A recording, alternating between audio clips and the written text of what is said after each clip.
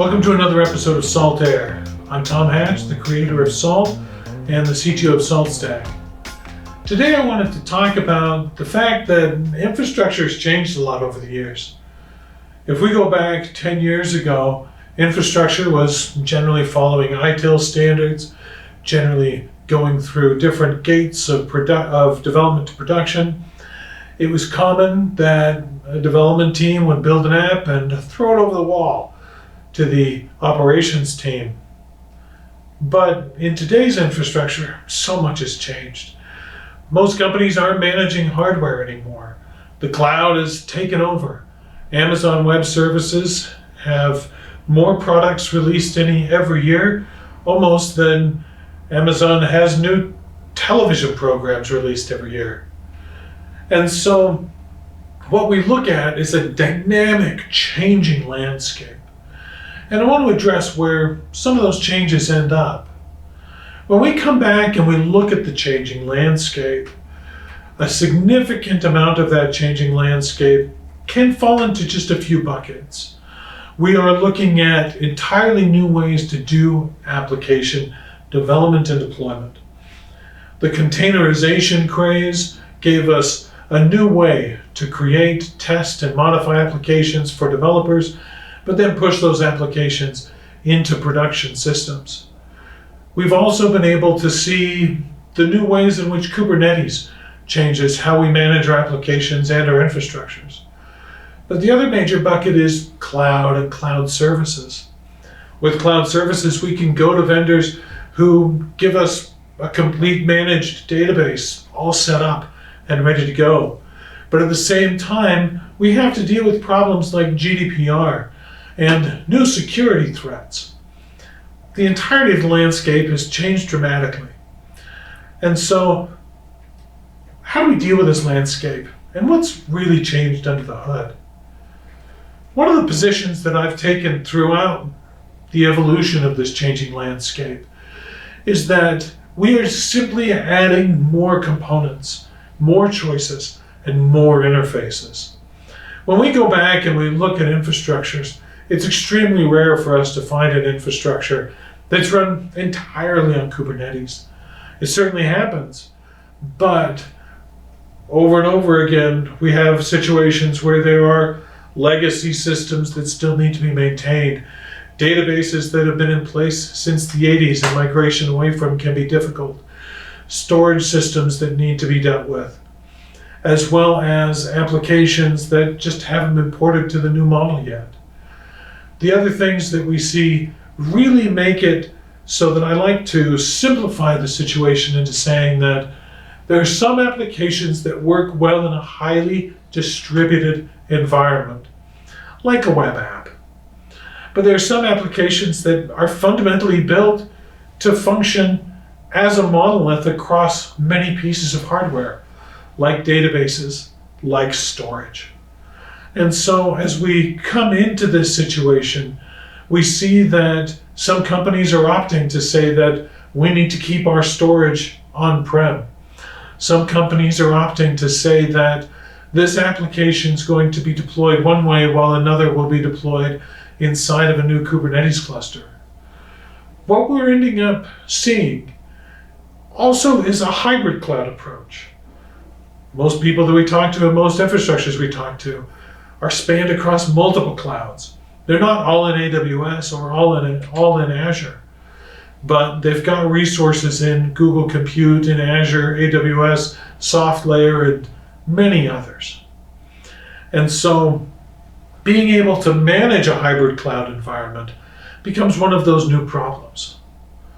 And so we can come back and say, where does Salt fit into all of this? Salt has been traditionally viewed as a configuration management piece, but that configuration management piece was heavily used in the past for application deployment. Salt itself is not bound to simply an application deployment scenario. Salt is made to be able to manage multiple interfaces, multiple types of systems, and solve multiple problems. As we move forward and the infrastructure components that we're using are more diverse, they become more complicated. That added layer of complication, what it does is makes it more difficult to secure and stabilize infrastructure. It makes it more difficult because we have to deal with so many different interfaces. Hacking people's Amazon accounts is a long-standing tradition at this point. And dealing with the fact that your security in the cloud, as well as the security of your own systems, becomes an increasingly complicated problem. And so, as often happens in the world, when we come out with new solutions, new problems follow. New problems that we didn't expect.